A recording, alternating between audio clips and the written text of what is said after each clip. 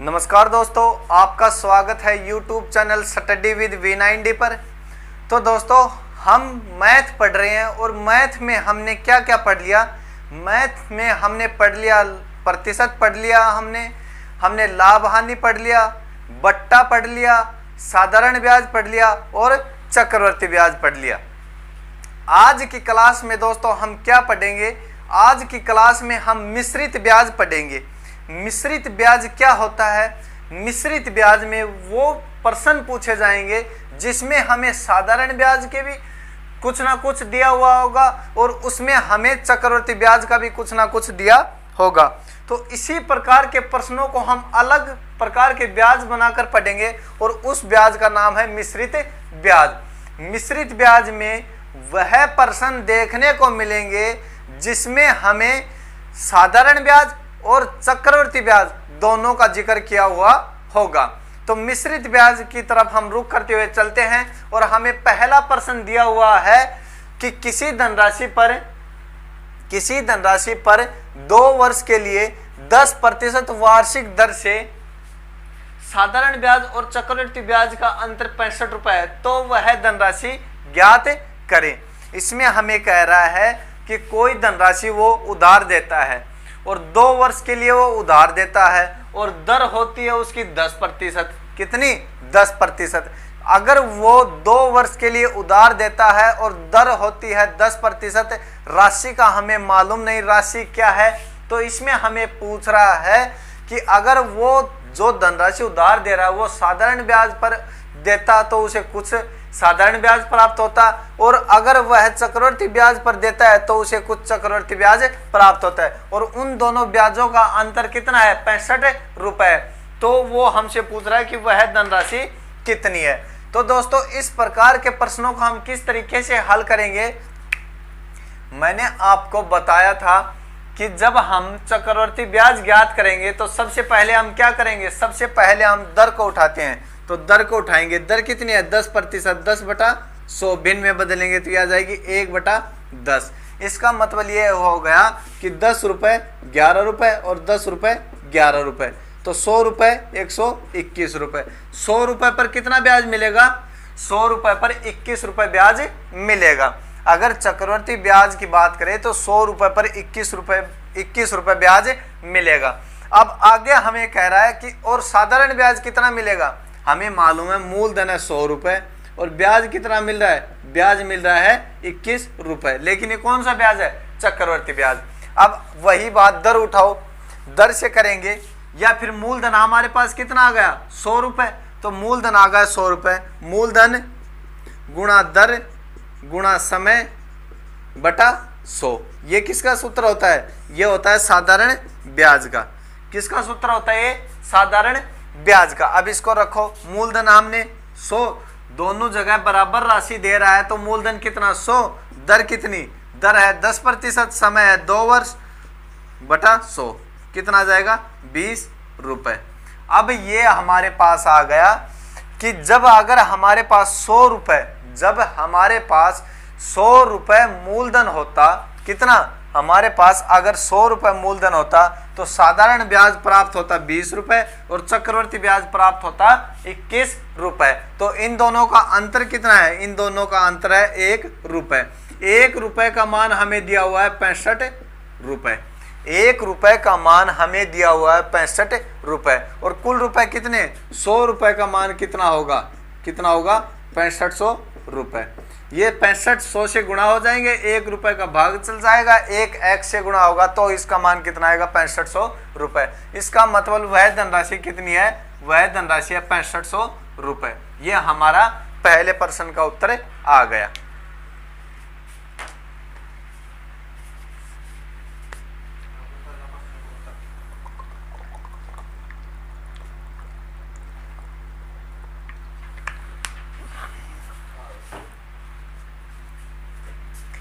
ये तो दोस्तों हमारा हो गया तरीका। अब मैं आपको इसकी एक ट्रिक बताऊंगा। जो इस तरीके से करना चाहता है वो इस तरीके से कर सकता है, और जो ट्रिक से करना चाहता है वो ट्रिक से कर सकता है। अब इसकी ट्रिक क्या है? ट्रिक दोस्तों इसकी है, जब भी साधारण ब्याज और चक्रवृद्धि ब्याज का अंतर दिया हुआ हो, जब भी साधारण ब्याज और चक्रवृद्धि ब्याज का अंतर दिया हुआ हो तो उसमें एक ट्रिक लगेगी, मूलधन गुणा दर बटा 100 गुणा दर बटा 100 गुणा 300 प्लस दर बटा 100। अब ये ट्रिक लगेगी दोस्तों। इसका मतलब क्या हुआ कि जो मूलधन दिया होगा वो लिखेंगे यहाँ पे, और जो दर दी होगी वो लिखेंगे, और दर में किसका भाग देंगे, 100 का भाग देंगे, और यहाँ भी दर बटा 100। जब दोस्तों केवल और केवल 2 वर्ष का अंतर दिया हुआ हो, जब हमें प्रश्न में 2 ही वर्ष का अंतर दिया हुआ हो तो क्या करेंगे दोस्तों, यहां तक करेंगे। 2 वर्ष का अंतर दिया हो तो यहां तक करेंगे, मूलधन गुणा दर बटा 100 गुणा दर बटा 100 बराबर अंतर आ जाएगा। क्या जाएगा दोस्तों, अंतर आ जाएगा। लेकिन जब हमें 3 वर्ष का अंतर दिया हुआ हो, जब हमें 3 वर्ष का अंतर दिया हुआ हो तो क्या करेंगे, मूलधन गुणा दर बटा 100 गुणा दर बटा 100, और 3 वर्ष का हो तो 300 प्लस दर बटा 100 बराबर क्या आ जाएगा, अंतर आ जाएगा। अब ये बताओ हमें, अब आप ये बताओ हमें कि हमें ये कितने वर्ष का दिया हुआ है, ये हमें 2 वर्ष का दिया हुआ है। तो 2 वर्ष का दिया हुआ है तो सूत्र हम कहां तक लिखेंगे, 2 वर्ष का दिया हुआ है तो सूत्र हम लिखेंगे मूलधन, मूलधन कितना दिया हुआ है, मूलधन दिया हुआ है x, हमारे पास मूलधन है नहीं, वो हमसे मूलधन ही पूछ रहा है कि वह धनराशि क्या होगी, मूलधन ही पूछ रहा है। दर कितनी है, दर है 10%, 10 बटा 100 गुणा 10 बटा 100। अब 2 वर्ष का है तो केवल 2 बार लिखेंगे, और अगर यही 3 वर्ष का अंतर होता तो यहाँ तीसरे वर्ष के लिए क्या करते, 310 बटा 100। ये बात आप ध्यान में रखना। 2 वर्ष का होगा तो केवल दर बटा 100 दर बटा 100, और अगर 3 वर्ष का होगा तो तीसरी बार क्या लिखेंगे, 300 प्लस दर बटा 100, 300 प्लस दर बटा 100। तो 2 ही वर्ष का है तो यहां तक लिखेंगे, और बराबर अब क्या आ जाएगा, ये अंतर आ जाएगा। अंतर कितना दिया हुआ है, अंतर दिया हुआ है 65 रुपए, ये अंतर लिख दो, कितना है, 65 रुपए। अब ये x इससे गुणा होगा तो ये हो जाएगा 100x, और ये कितना हो जाएगा, 65 इधर गुणा होगा तो ये हो जाएगा 65 गुणा 100 गुणा 100। अब 100x का भाग देंगे तो 100 से 100 कैंसल, x का मान कितना आ जाएगा, 6500 रुपए, जो कि हमारा फाइनल उत्तर कितना आ गया, 6500 रुपए। यह हमारा फाइनल उत्तर होगा। तो इस प्रकार के प्रश्नों को हम इस ट्रिक से हल करेंगे कि 2 वर्ष का होगा तो मूलधन गुणा दर बटा 100 गुणा दर बटा 100, और 3 वर्ष का होगा तो 300 प्लस दर बटा 100। इस प्रकार के प्रश्नों को हम इस तरीके से हल करेंगे। अगला प्रश्न देखते हैं। हाँ तो दोस्तों, क्वेश्चन नंबर 2 हमें दिया हुआ है कि किसी धनराशि पर 5% वार्षिक दर से 3 वर्षों का चक्रवृद्धि ब्याज तथा साधारण ब्याज का अंतर 15.25 रुपए है। कितना, 15.25 रुपए, कितना है, 15.25 रुपए है। तो वह धनराशि ज्ञात करे। तो ये दोस्तों मैंने आपको पिछले प्रश्न में बताया था कि जब भी अंतर 2 वर्ष का हो तो हमारा सूत्र होगा मूलधन गुणा दर बटा 100 गुणा दर बटा 100 बराबर है अंतर, और जब भी हमारा अंतर 3 वर्ष का हो तो हमारा सूत्र एक और आगे बढ़ जाएगा स्टेप, 300 प्लस दर बटा 100। तो हम इसको किस प्रकार से करेंगे, मूलधन गुणा दर बटा 100 गुणा दर बटा 100। अगर प्रश्न में हमें 3 की जगह 2 दिया हुआ होता तो हम इस सूत्र का प्रयोग करते, बराबर क्या आ जाता, अंतर आ जाता। लेकिन जब हमें प्रश्न में 3 दिया हुआ है, तो अब हमारा सूत्र क्या हो जाएगा, ये 3 वर्ष दिया हुआ है तो हमारा सूत्र हो जाएगा 300 प्लस दर बटा 100, और अब आ जाएगा अंतर, 300 प्लस दर बटा 100, अब क्या आ जाएगा, अंतर आ जाएगा। अब देखो मूलधन कितना है x, दर कितनी है, दर है दोस्तों 5%, 5 बटा 100 गुणा 5 बटा 100 गुणा 300 प्लस दर 300 5 बटा 100 बराबर अंतर कितना है, अंतर है दोस्तों 15.25। अब ये 300 ऊपर चले जाएंगे, इससे गुणा हो जाएंगे, गुणा 100 गुणा 100 गुणा 100, और ये 305 गुणा 5 गुणा x, ये आ जाएगा x गुणा 5 गुणा 5 गुणा 305। अब इसको काटो आप, पॉइंट हटाने के लिए नीचे क्या आएंगी 2 जीरो, पॉइंट हट गया, अब नीचे आ गई 2 जीरो, तो 2 जीरो से 2 जीरो कैंसिल। अब इसको काटो, इसको काटेंगे तो 25 पापा 25, इसको काटेंगे 25 की 150 और 25 से कम है 25, ये कितनी बार गया 5 बार, ये कितनी बार गया, तो हमारा मूलधन कितना आ जाएगा 2000 रुपए। मूलधन कितना आ गया, हमारा मूलधन आ गया 2000 रुपए, जो कि हमारा फाइनल उत्तर कितना आ गया 2000 रुपए।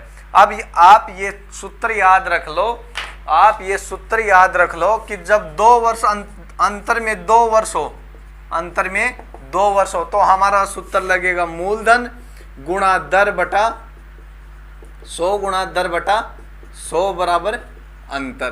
पर्सन में जो दिया हुआ हो वही रख दो, और जब 3 वर्ष हो, अंतर में जब 3 वर्ष हो तो हमारा सूत्र कौन सा लगेगा, अंतर में जब 3 वर्ष हो तो हमारा सूत्र लगेगा, अंतर में 3 वर्ष हो तो हमारा सूत्र लगेगा मूलधन गुणा दर बटा 100 गुणा दर बटा 100 गुणा 300 प्लस दर बटा 100 बराबर अंतर। ये सूत्र आप अपनी कॉपी में नोट कर लो कि जब अंतर में 2 वर्ष होगा तो सूत्र लगेगा मूलधन गुणा दर बटा 100 गुणा दर बटा 100 बराबर अंतर, और 3 वर्ष होगा तो मूलधन गुणा दर बटा 100 गुणा दर बटा 100 गुणा 300 प्लस दर बटा 100 बराबर अंतर।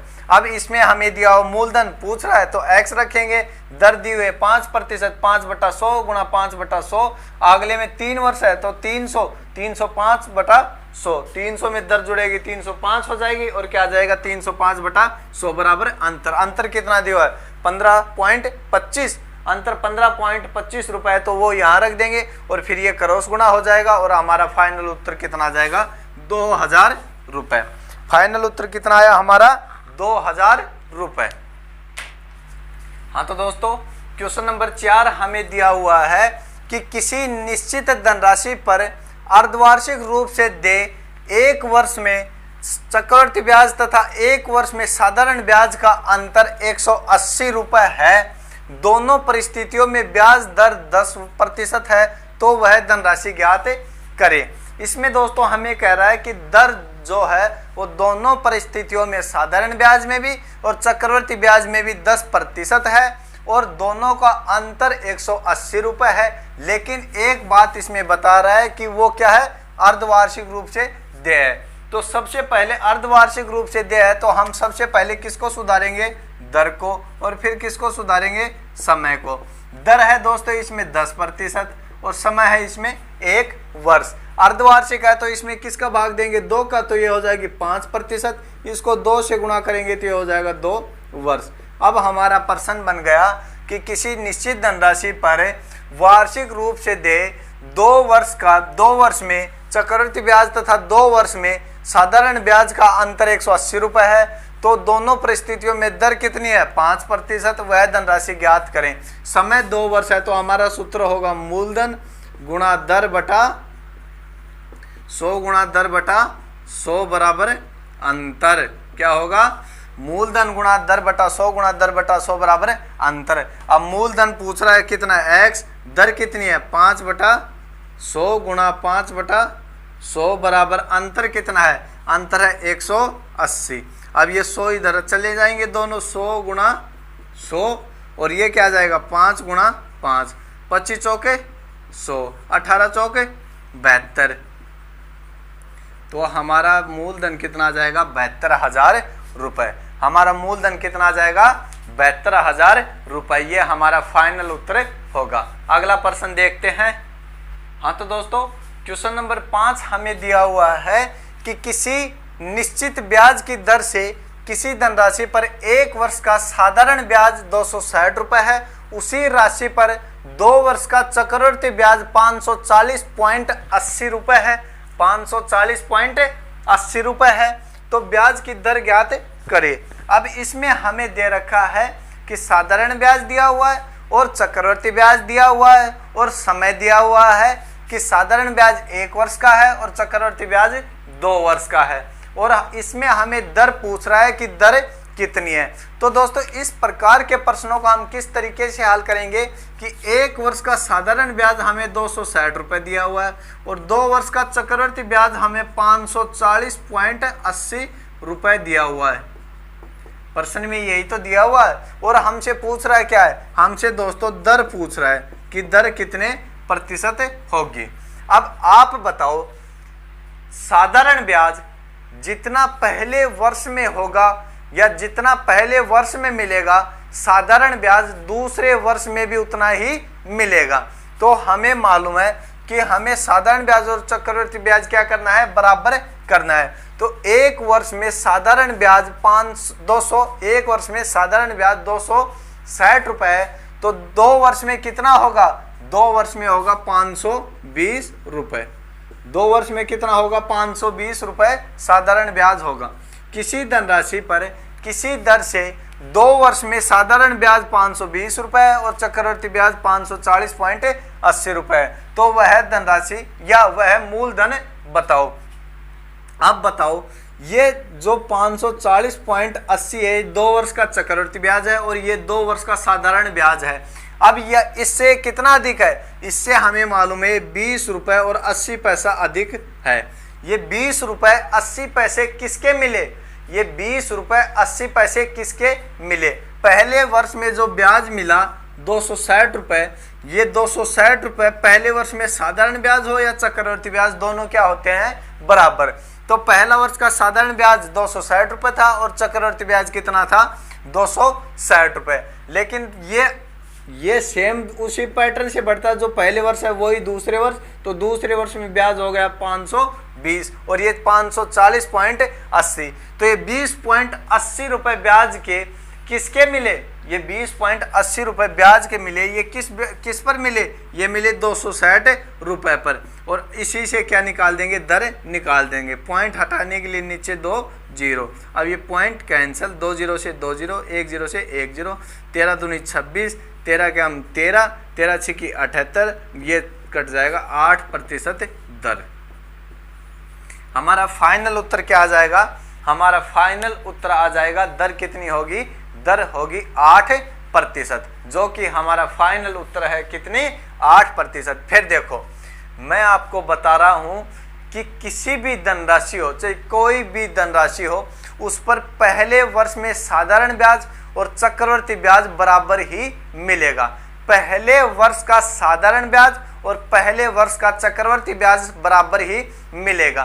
फिर दूसरे वर्ष में चक्रवृद्धि ब्याज साधारण ब्याज से ज्यादा मिलेगा। क्यों मिलेगा, क्योंकि दूसरे वर्ष में जो हमारा पहले वर्ष का ब्याज मिलता है उसके ऊपर भी क्या लगता है, ब्याज, इसी कारण चक्रवृद्धि ब्याज ज्यादा मिलेगा और साधारण ब्याज जो पहले वर्ष में मिलता है वही दूसरे वर्ष में मिलेगा। तो यही कारण है कि पहले वर्ष में 260 रुपये चक्रवृद्धि ब्याज होगा और पहले वर्ष में 260 रुपये क्या होगा, साधारण ब्याज होगा। लेकिन दूसरे वर्ष में ये बढ़ जाता है, कितना हो जाता है, ये तो 260 ही बढ़ेगा और ये बढ़कर कितना हो जाता है, 280.40 रुपये ब्याज मिलता है दूसरे वर्ष में। तो ये 20.80 रुपये किसका ब्याज, किसके ऊपर ब्याज मिलेगा, ये जो पहला चक्रवृद्धि ब्याज मिला पहले वर्ष पर 260 रुपये, उसके ऊपर ब्याज मिलेगा कितना, 20.80। इसको काटेंगे तो हमारी दर आ जाएगी 8%। इसी प्रकार का एक और प्रश्न देखते हैं।